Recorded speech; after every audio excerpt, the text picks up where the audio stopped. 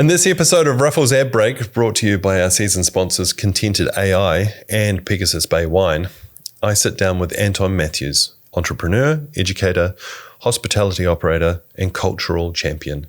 He's best known for FUSH, the fish and chip spot that's becoming a vehicle for something much bigger, normalising te reo Māori in everyday life. We dive into flipping DVDs, the difference between brand and kaupapa, and the challenge of redefining Kiwi food. This one's a goodie. Let's get into it. Ruffells Ad Break. You seem to have fingers in a lot of pies. Yep. You know, is that fair to say? Yeah, I think it is. Yep. Yeah, I don't know if it's a good thing or not. I'm just I don't know. generally kind of curious person, and so if I see something that I want to have a crack at, then yeah, much to the frustration of probably some of the people around me, I'll just go, yeah, let's do that. And I know that there's certainly a lot of merit in staying focused and disciplined and sort of niching down and doing something really, really well rather than doing lots of things kind of average. But I think for me, it's about trying to satisfy all of those different desires to try a whole bunch of stuff, but also keep the most important thing at the same time. Curious mind. Yeah, I think so. Yeah, well, that's a good thing. Yeah. Okay. Cool. Well, I'll keep doing it then. Yeah. Well, I'm not qualified to give you that advice, but I think that's I think everybody has a different direction or a different it depends on the road that you're taking at the time, and sometimes if you beat down the same road for too long, it gets boring and you get burnt out or whatever. So I think it's just whatever works. So that's cool. But what sort of things are you involved in? I mean, when I first heard about you, it was probably around the launch of FUSH. Oh, yeah. And I think that was really interesting to me for a bunch of reasons, which we'll go into. But was that kind of your first sort of step into business and owning your own brand and taking it in a direction that you wanted to? It certainly was the first business that we had total tino rangatiratanga autonomy, over, because it was something that we had built as a whānau from the ground up. And so that came with its own challenges, of course. But it certainly wasn't our first step into business. So we'd been in business for a few years leading up to that. I've always kind of had an entrepreneurial bone, I guess, in my body. And if I think back to high school, probably high school was where it really started. And, privileged to be born into a home where we had like a DVD burner back in the bad old days when you could go to Dick Smith Electronics and buy a stack of DVDs for $20. Yeah. And we had a very strong internet connection back in those days by those standards. And so I was able to download all sorts of things, burn them onto CDs, movies, TV shows, and all the rest of it, and kind of flip, $1 DVD for 5 or 10. And that kind of gave me a bit of an insight into, the value of creating value and then being able to sell that and monetize it. And to be honest, it's probably not a good thing, but I think I got addicted to that quite early. And for a number of reasons. Yeah, I was going to say, what was the hook?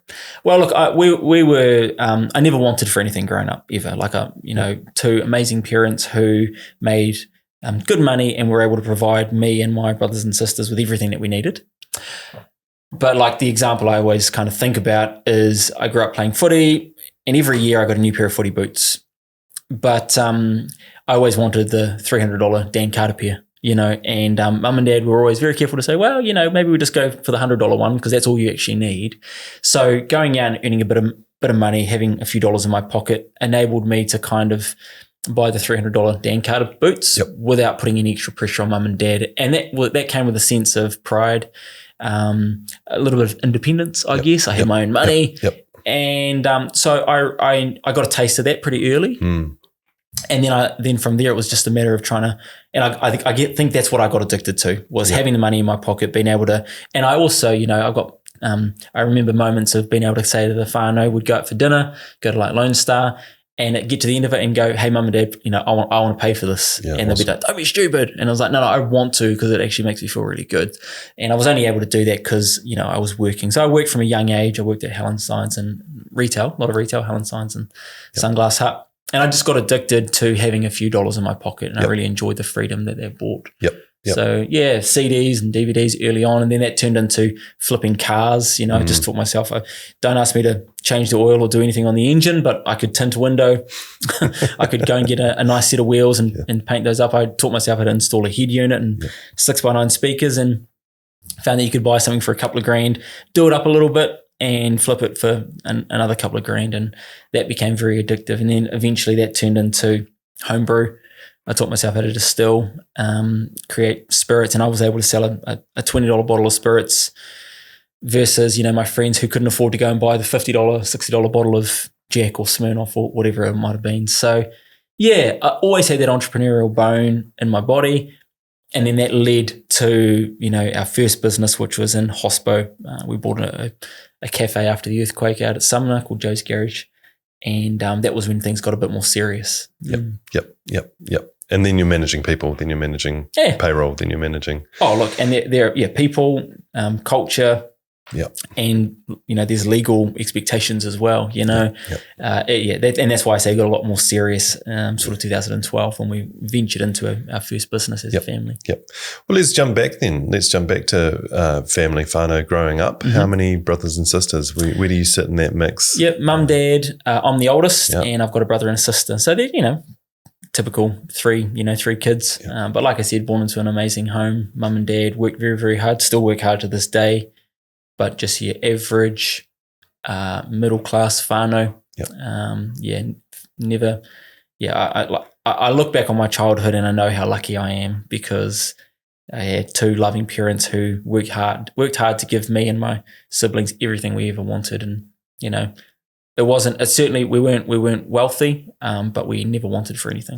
Was there any expectation that you would follow in footsteps, or that you'd do better, or that you'd just follow where your passion was, or what was the... Never felt any pressure to do anything in particular. Part of our upbringing was, a big part of our upbringing was our education. So I'm a product of kohanga reo, and then moving into kura kaupapa. So total immersion Māori schooling for those who aren't aware of that.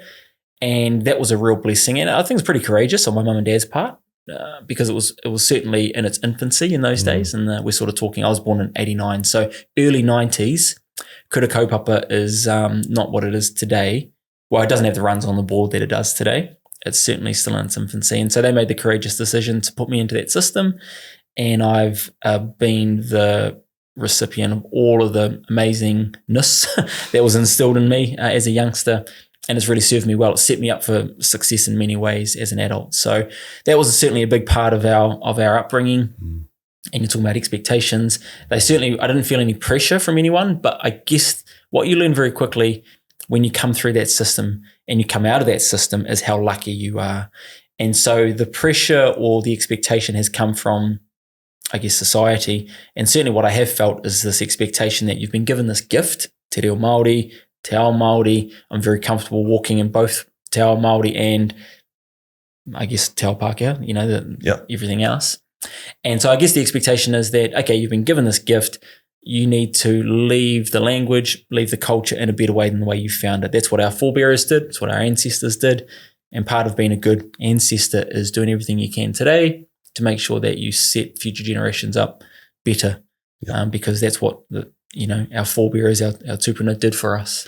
And even quite recently, you've sort of probably extended that a little bit further by, Te Reo Māori in 7 days, that series. So it's actually bridging it beyond, I don't know. Is that what you're trying to do? Are you trying to, I'm just trying to see how, because obviously when you're talking about, it's almost like there's a responsibility there, right? Yes. Responsibility 100%. to and not that you feel necessarily that you've got to do it in a particular way, but that you've got to do something with the upbringing, the immersion of, how do you do that? How do you, and, you're talking about, the schooling being in infancy, but we're kind of, I don't know, as a country, as a nation, as the world, we're hyper globalized, but also potentially becoming more nationalistic in certain places. How do you make sure that you get that balance right? How do you, and why is that so important? And why is it so important to mix what you do in business as part of that as well? Well, I think I'm certainly not going to sit here and pretend I've got all the answers. What I do recognise is that there are some people out there who are doing amazing things in the te reo Māori space and the teaching space. And quite frankly, I don't need to compete with them or try and replicate what they're doing because they're already doing it way better than I ever could. I guess what I noticed was that there was an opportunity for us to bring Te Reo Māori into our business. So we have businesses, we have mainly hospitality businesses. And what I saw was that Te Reo Māori wasn't really being showcased in those spaces. And so because they're our businesses, we do have the ability to do what we want in those businesses. I thought, well, here's an opportunity for us to bring Te Reo Māori into our business in our own special way. Small way, but special way. And I call it normalising Te Reo Māori, because what the short version of this story is that I started speaking Māori to our tamariki. I have 3 children, tamariki, and I started speaking Māori to them from the day that they're born. Never ever spoken English to them. And I say that in absolute honesty because, as you and I both know, Christchurch, very small place. And I've told that story many, many times. If I was lying or telling fibs, someone would have found out by now and probably try to cancel me, which hasn't happened yet. So it's genuine when I say I've only ever spoken Māori to our tamariki. But what I noticed early on, especially with my firstborn, was that she would speak Māori to me at home, but we would go out to the public, supermarket, park, whatever, and she would speak English to me. And she'd say things to me in English that I knew she could say in Māori because she'd say them to me 5 minutes ago at home. And so really what that highlighted for me was that my 3-year-old knew it was different, knew it was a bit unusual to speak Māori in public. And she knew that because every time we spoke Māori to each other, people would come up. Back in those days, we're talking 10 years ago. She's almost 12 now.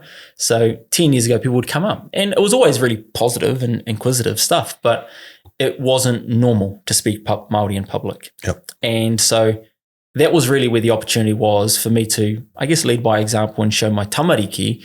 This is not a language that's just reserved for the home. It belongs out there in the public, and I'm going to put my money where my mouth is. And I'm going to start to bring it into our business. And so it was things like menus, bilingual menus, Māori music on the playlist, and putting Māori phrases on our uniform and T-shirts. And eventually, that led to putting on a free class for our community, which is really it was a bit of a watershed moment, because that was really us coming out of the closet, out of the Te Reo Māori closet, and going, all right, we're going to lead with this. We're going to show the community that this is something that we're not afraid of. We're not ashamed of it. And it might totally backfire from a commercial point of view. People might not like it, but actually I'm stoked to say that it was the opposite. People were like, this is amazing. Tell us more. And how was the appetite? Because at that time, the PR blew up. Yeah, so that was, if we're going to talk about marketing, that was a lesson for me in the power of PR. Never, ever anticipated the response that we would get. Initially it was just a Facebook event on our Facebook, on our FUSH Facebook page. And I thought we might get a dozen, maybe 20 if it popped off. But we ended up with about just under or just over 3. It was about 3,000 people that put their hand up and said, yeah, I'm really interested to come along to this free class on a Monday night. And, then the media picked up on it. I think we had One News, all the mainstream media picked up on it. I had a very steep learning curve with no media training. I learned, very quickly how to talk to people and incorporate the question into the answer and talk to cameras and journalists and reporters and stuff.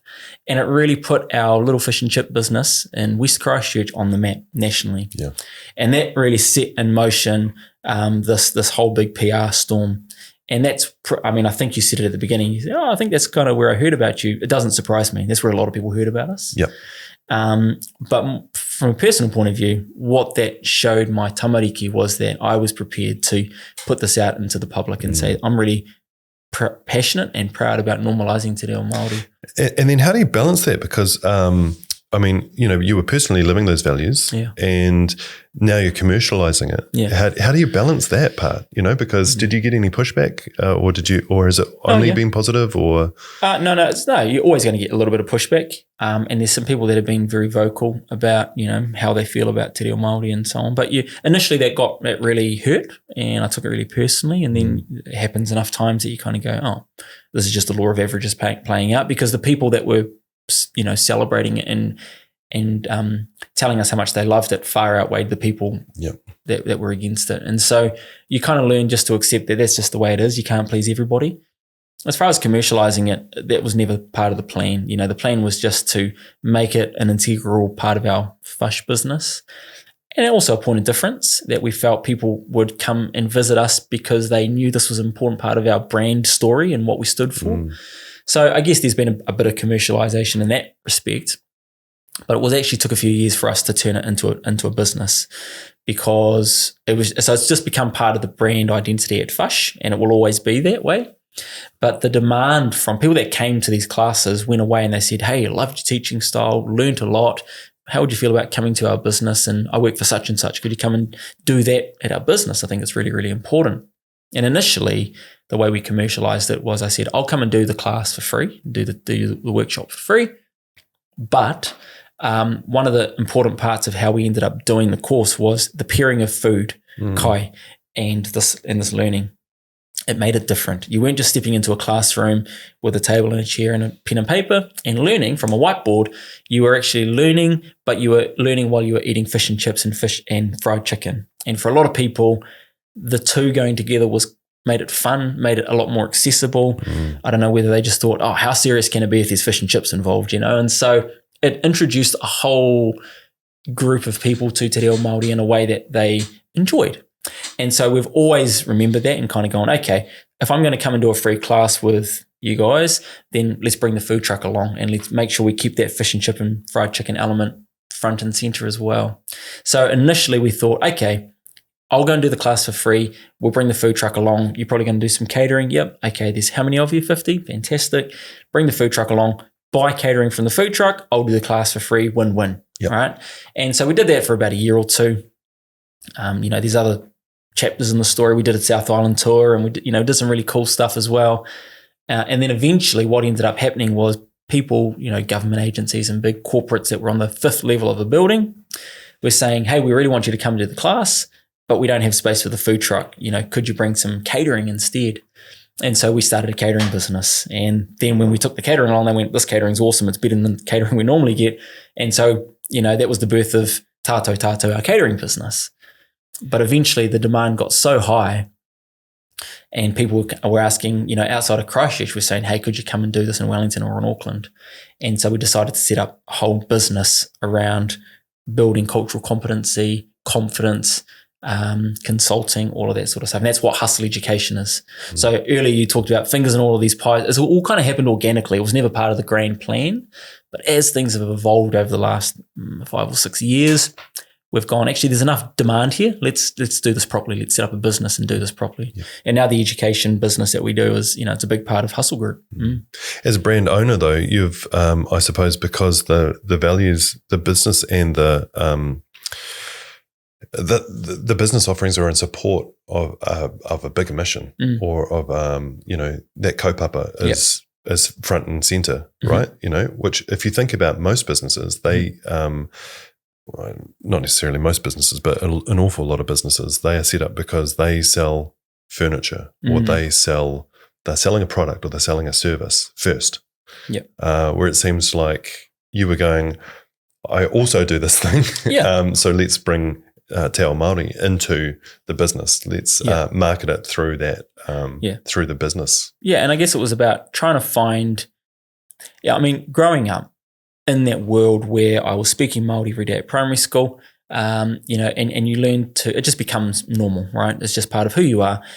But when I left Kura school, I thought to myself, what are the opportunities? What are the pathways available to me as a Māori speaker? And back then, the only obvious one to me was go and become a te reo teacher, which is actually what I did. I went and got a degree in te reo Māori. I got a grade diploma in teaching and learning, and I became a high school teacher. Loved the teaching aspect of it, didn't like most of the other things that went along with it. So I did a couple of years of that, about a year and a half of that, and decided it wasn't for me. So one of the things, and that's when I got into business, one of the things I've been really passionate about is trying to show the 16-year-old version of me. You don't just have to be a kapahaka tutor or a te reo Māori teacher. If you want to do that, that's amazing. We need more and more of those people. But if you're passionate about something else like business, which I was, hey, have a think about this. And here are some ways in which we have brought te reo Māori into our business and been able to scratch the itch for, hey, I want to be an entrepreneur and I want to try some stuff, but I also want to be a great ancestor and leave the language in a better way than I found it. So here's how we've done it. Here are the lessons that we've learned along the way. Take it, do with it what you want. And if you can do it in your own business or your own whatever you're passionate about, then it's amazing. So trying to find ways to get te reo Māori into spaces where it's not usually seen. And for us, that was restaurants, cafes, fish and chip shops. And then, we've also gone, okay, well, how else could we do it? Over the years, we did a collaboration with Barkers of Canterbury, who make amazing sauces and chutneys. And what we recognized was, wow, fish and chip shop, we use a lot of tomato sauce. There's an opportunity there to partner with you and use your amazing sauce. You're only just down the road in Geraldine. But also, if we're going to partner, is there an opportunity to translate the label and put some te reo Māori on there? Because how cool would it be to open your fridge and see te reo Māori? I'm not used to doing that, right? I open my fridge, I see fruit and veggies, but I see a whole bunch of te reo Pākehā. Imagine if my kids could see te reo Māori in the fridge. That would be choice. So we had that conversation and we did that. The goal was to try and get it into supermarkets, which we never got to, but maybe one day. But it's about getting te reo Māori into spaces where you're not used to seeing it. That's what I'm passionate about. Yeah. So there's a really strong driving force behind that, which is the thing that drives all of those conversations. That's right. And so are you ever afraid to, when you have never called Barkers of Geraldine, are you afraid to pick up the phone, or are you? It's something I've never struggled with, is speaking on the phone and just having a crack. I mean, you only hear about the good stuff, right? But as you know, in business and in life, there's about 100, hang up no's before you get a yes. And so, like I said, over time, you just kind of learn to develop, I guess, thicker skin, and you come to the realization that not everything's going to be a slam dunk or a home run. You're going to get some no's along the way. Deal with it, move on. And not everything's for you, and maybe that thing that you thought you wanted, when it turns into a no, it makes you find another opportunity. So, exactly. Hey, so you've gone from kind of seeing opportunities and flipping CDs or DVDs and cars, and seeing how you can upsell or upcycle something potentially. You've gone into teaching and gone, cool, this is cool, but it's not for me. Yep. And then you've gone back into business. What job? What were you working at as a young person? Were you in? You said you were in retail. You're in Hallensteins and all that kind of stuff. Yeah, you got a really broad mix of experience in there. What was the worst job you ever had? Well, I haven't actually had that many jobs, and I think I worked this out pretty early. I'm just not a good employee. Like, I'd be a terrible person to manage. I'd be so frustrating. If I had to manage me, I'd go, this guy's bad news, man. We've got to get him out as fast as we can, because, so I worked out pretty early on. I'm just not. I don't know. What do you mean? Yeah, I just figured it out. I in a moment of self-reflection, I realized I'm not cut out to be an employee, and that's fine. And so that comes with a huge amount of, initially you think freedom, you go, not tied to anything, but then you realize, I've still got to put food on the table. There's a huge amount of pressure as well. So I haven't had that many jobs. But my early work experience was in retail. Yep. I started at Hallensteins from, I think I was in the fourth form, so I would have been 13 or 14. Loved that. Worked a couple of late nights at the mall just down the road. Gave me a taste of turning up on time, working what I considered to be very, very long hours, and then learning that the government was taking this huge chunk of it called tax. And so that realization that, this is how the world works. So learned all those skills very, very young. Had some amazing people who taught me great sales techniques and how to upsell and how to talk to people. And those are skills that I've carried all the way forward. And so Hallensteins was kind of my first real job. And then I worked at Sunglass Hut down the road and sold sunglasses for a couple of years. And then I had a friend who was working at Lone Star in hospitality, and Lone Star in the kitchen. And I remember on a Wednesday morning, he used to work a Tuesday night. I'm sure he worked some other nights as well, but he used to work Tuesday night. On Wednesday morning, we had a class together, and he'd always turn up with cold Lone Star ribs, and I'd always ask him for one or two. And I said, look, if there's ever an opportunity, I want more of this, right? More ribs. More ribs, man. If there's an opportunity ever to work at Lone Star, please, let me know. And it seemed like, the next day, but I'm sure it was a few days or a few weeks that went past, and he said, look, there's a job in the bar as a glassy, which is the guy that walks around the bar on a busy night, getting all the dirty glasses, washing them, putting them back. And I said, yep, I'm keen, put my name forward. And so one thing led to another. I got a job there, and that was how I got into hospo. So I was 16. Yep. And I haven't left. So I've had a few jobs. I worked at, a few retail jobs, a couple of hospo jobs working at Lone Star. The nights kind of became pretty exhausting for me. And so I developed a passion for coffee and worked in cafes. And then the earthquake happened, and I was just about to finish my degree. And that was when I kind of went, okay, I've done my hospo thing. time to go and get a real job, a career, became a teacher, went, oh, this is dumb. I don't want to do this. How long are you a teacher for? About a year and a half. Okay. Yeah. Long enough to know. Long enough for me to kind of go, I love the teaching aspect. I love being in the classroom. The education piece, awesome, amazing. But the other things around it, I'm a terrible planner. Paperwork is not my strong suit, so very hard to be a good teacher if you can't plan. And report writing, no, thank you. Like I wish ChatGPT was around in those days. That would have made things a lot more palatable. But yeah, I was terrible at the paperwork side of things, and I just didn't vibe with some of the people that I was working with. And so I just said to my wife, I don't do this anymore. She was a teacher. We come from a whānau full of teachers. And she said, okay, what do you want to do? And I said, I think I want to do hospo. And so that was kind of how we got back on that path of hospo. Yep. But this time as an owner rather than working in the business. Owning the franchise. Yeah. And then because it's, I suppose you're not starting that franchise, Joe's Garage, how difficult is it to incorporate te reo Māori or te ao Māori? Yeah. And then was that one of the driving forces for you to start looking towards FUSH? And how did you start incorporating those two worlds together, that classic in that classically Kiwi environment? Well, yeah, look, I love Joe's to bits. So I worked at Joe's Garage. When I said I stepped out of Lone Star and I went to work in a cafe, it was Joe's down in Hereford Street in Christchurch before it came down in the earthquake. So love Joe's, have always loved Joe's, and will probably always be a Joe's owner or involved in the company and the brand in some capacity, because it's something that I've had a Joe's Garage coffee every day for the last 20 years. It's just part of who I am. So, but as you've rightly pointed out, it's a franchise. So you get given a playbook. There's a little bit of flexibility to kind of put your own flavor and spin on things, which for us has been around the way that we've delivered the product and the service and our internal company culture. That's kind of where we've tried to focus on. But the menu is what it is, the offering, the names. And so I guess that part of my DNA, which is tino rangatiratanga, mana motuhake, I've always loved, although I love the brand, the part that was never ever going to sit well with me, it's why I'm a terrible employee, was always having someone to answer to. And so there was, we took a lot, we learned a lot, and I'm forever grateful to Joe's for teaching me all of the things that it taught me and is continuing to teach me every day. But at some point, we're going to have to step out on our own and go, we need autonomy. We need the ability to do whatever it is that we want to do. If I want to put an Anton burger on the menu, no one's going to stop me. Yep.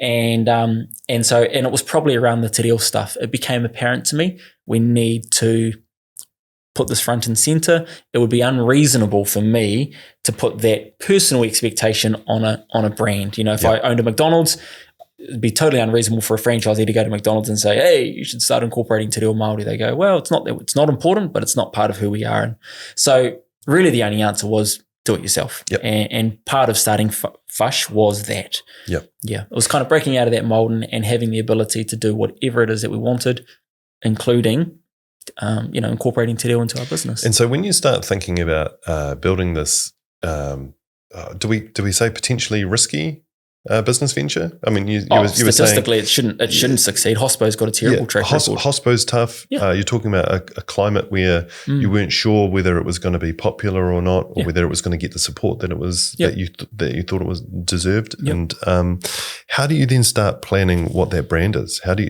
you know what it is before you start, or do you start making little additions as you go and sort of test the waters? I mean, are you doing any of that sort of traditional marketing effort up front, or are you sort of learning as you go completely and then sort of trusting your gut? I think it's the latter. Like, it's definitely sort of making it up as you go along. There's a few things that you think should work, but look, as far as developing the brand, the whole idea of FUSH came from what we observed was that there were a whole bunch of different cuisines, that there was like a budget version and then there was a super premium version. So like if you wanted to enjoy Japanese kai, you could go to the mall and you could just get a little thing of sushi, but you could also go out to a really nice restaurant and have the full teppanyaki experience. Same thing with like Indian kai. You could go and get a curry from down the road, but you could also go to like a Mumbai Wala and have a full dining experience.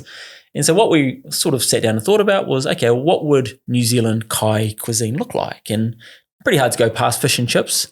It's a whole bunch of other stuff as well, but fish and chips for me evoked all of these childhood memories and all this nostalgia. A lot of nostalgia. Yeah, and I thought the idea of fish and chips is really nice, but the actual experience of fish and chips was always a little bit underwhelming. And so we thought, okay, what would happen if we took that really seriously? Fish, amazing.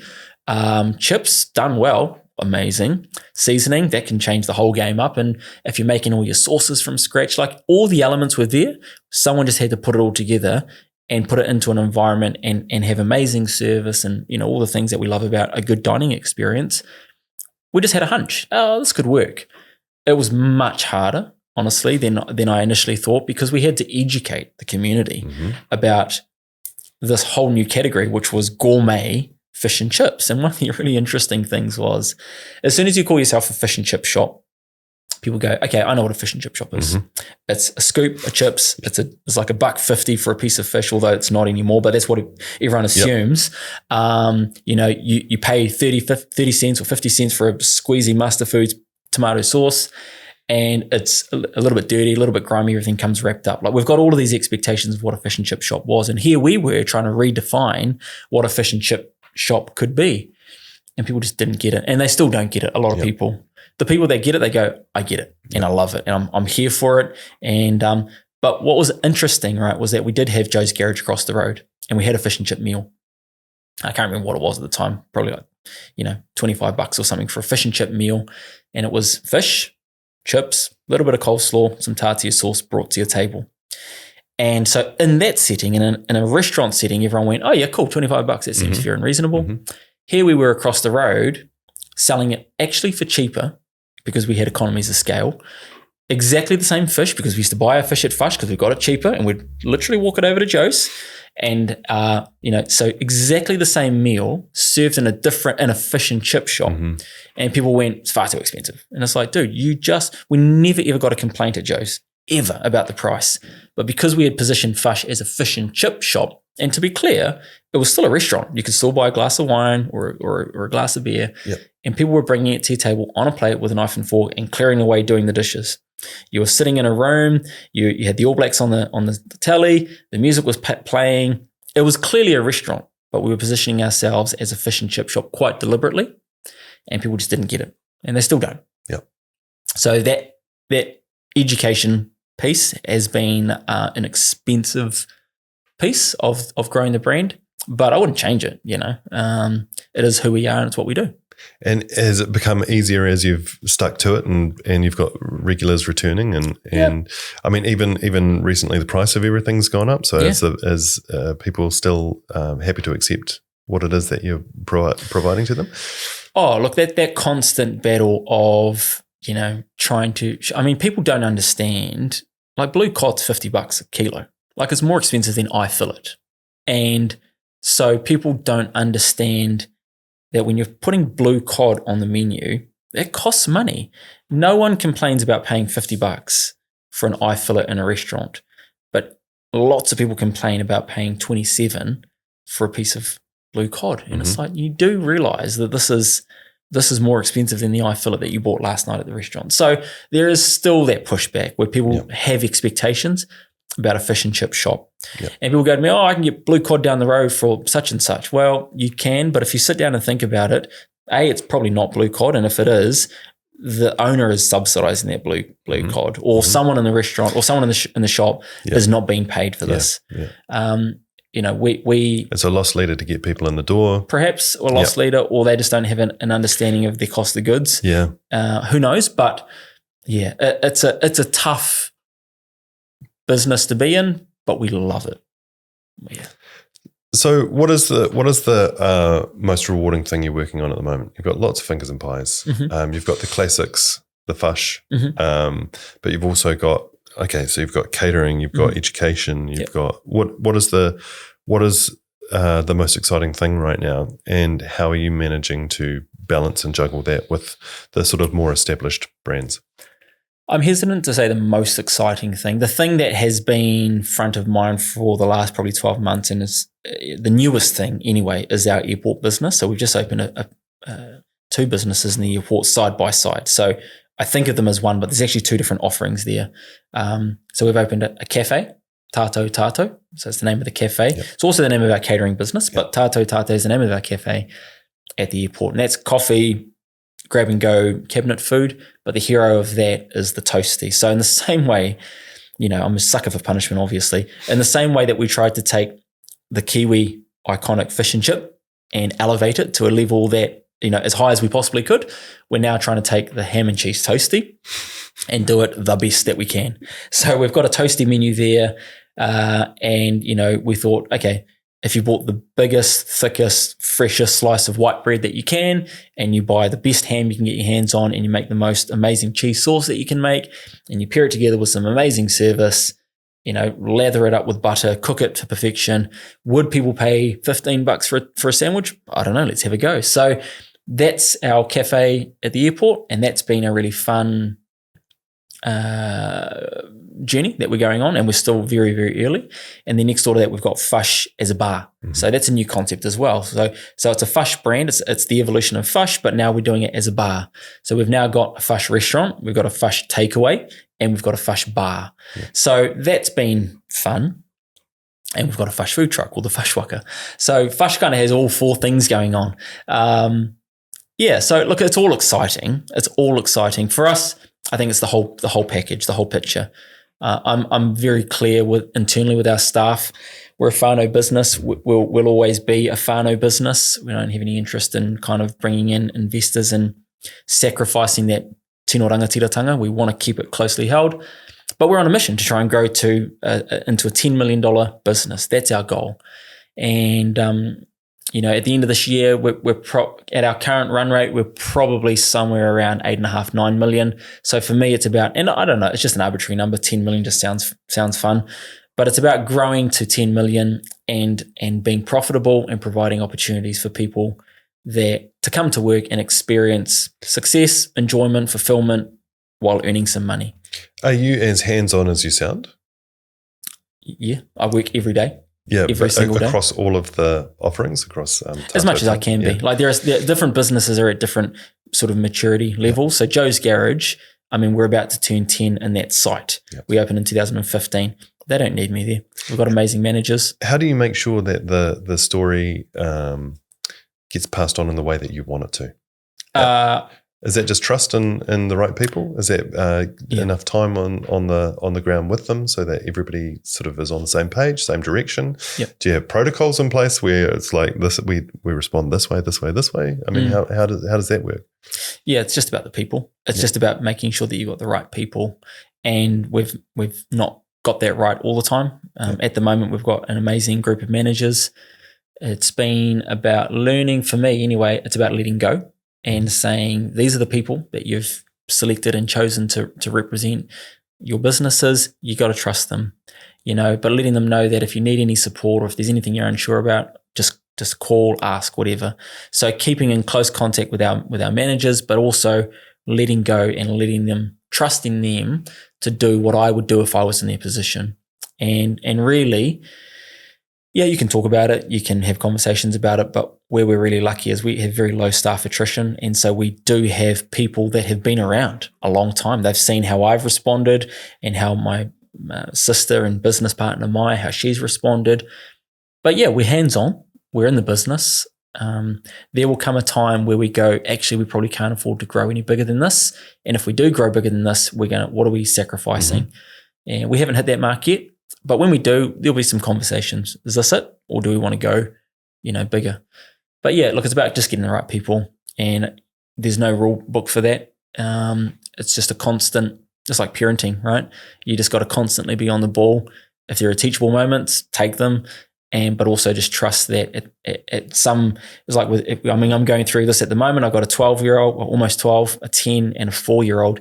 There's going to come a time where I can't be there for my daughter. I'm just going to have to trust that all of the mahi, all of the conversations that we've had, that she's going to do the right thing, but I'm going to have to let go at that point. And it's the same thing with your staff. Yep. You spend all this time with them, you share, you teach, you hopefully lead by example, and then you just got to trust that they get it and that they're going to do the right thing no matter what's thrown at them. What's changed between you deciding I'm going to go out on my own, I'm going to do my own thing, and now? What have you learned? Been the big thing? And not only what have you learned, but what has your audience learned?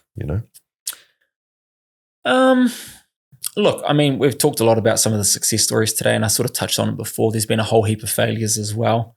I certainly, am aware of those failures, and I'm as self-conscious as the next person. No one likes to fail publicly. But I think one of the things that I'm trying very, very hard to teach myself is that failure is just part of it, and you just get one life. You might as well just send it.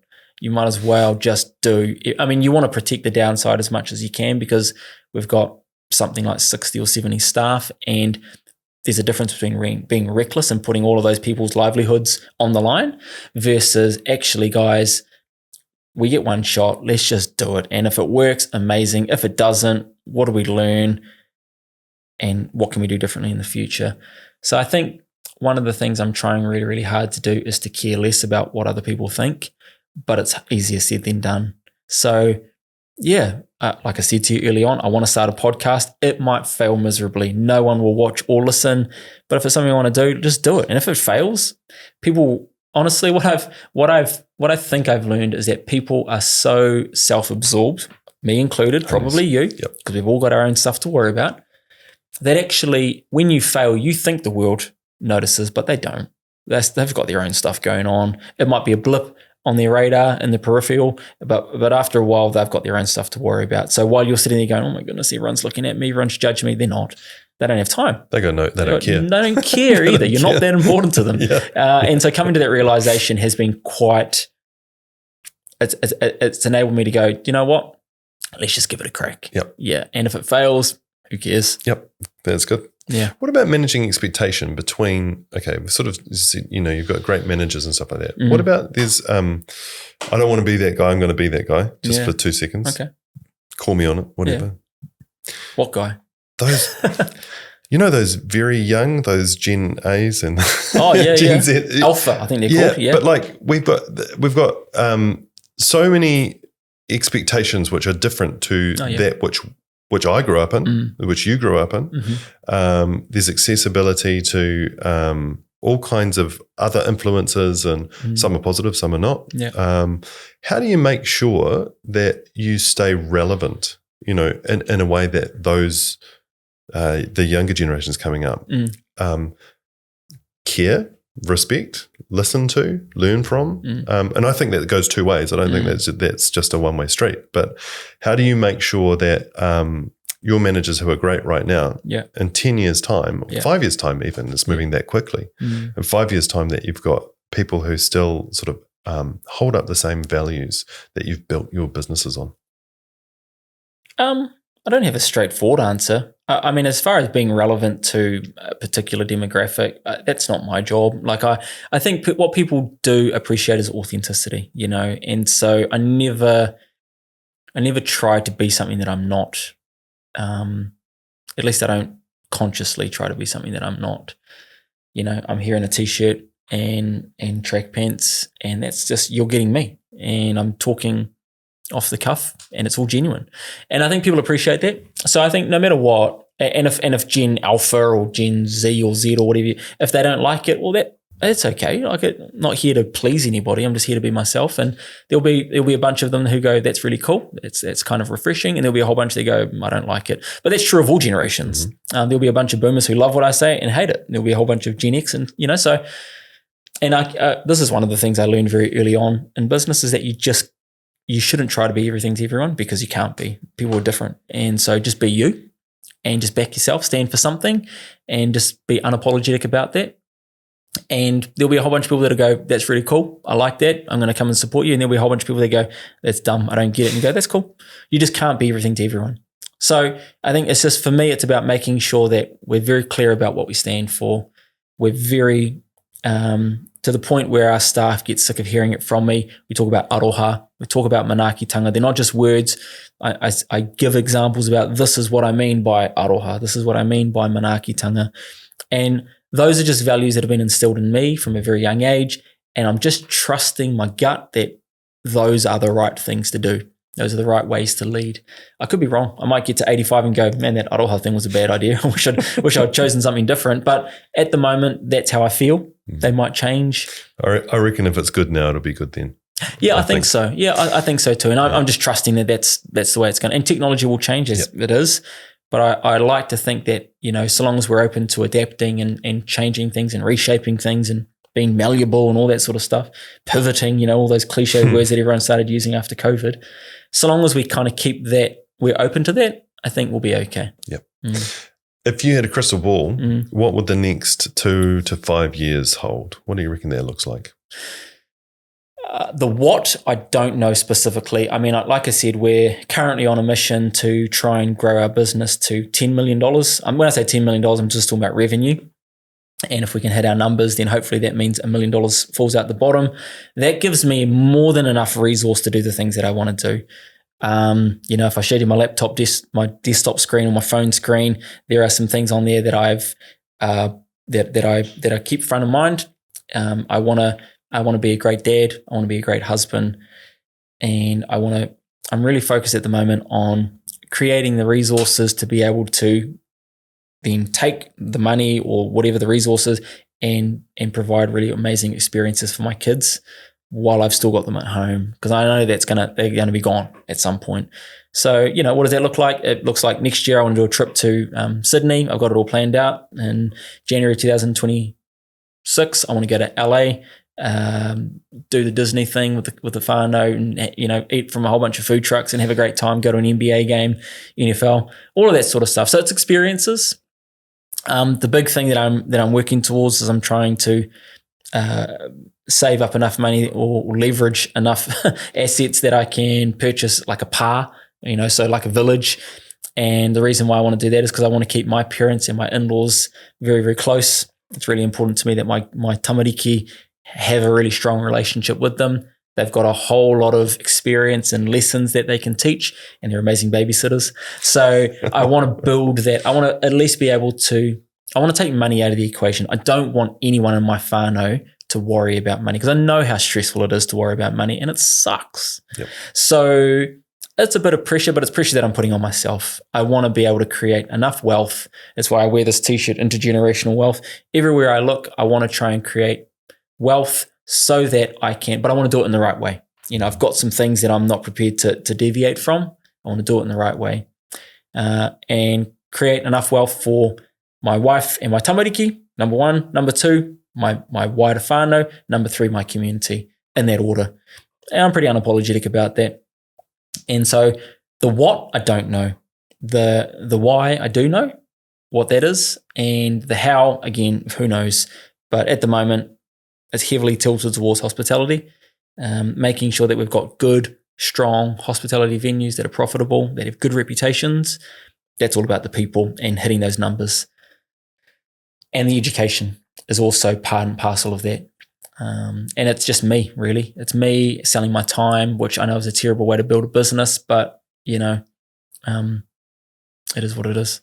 Yeah, creating value for people and giving people education that they are willing to pay a lot of money for and that they see value in, and then directing them to our businesses and saying, if you like me and you like my style, you can go and get, if you're going to choose fish and chips, choose us. If you're going to choose coffee, choose us. If you're traveling through Christchurch Airport, choose us, and so just about trying to grow that brand awareness and remind people who we are, what we stand for, and help them to, and hopefully create value so that they feel their law of reciprocity, that they come and they purchase from us if they've got the means.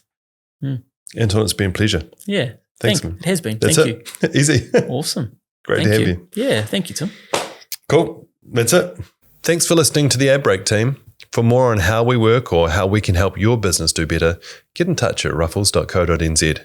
See you on the next one.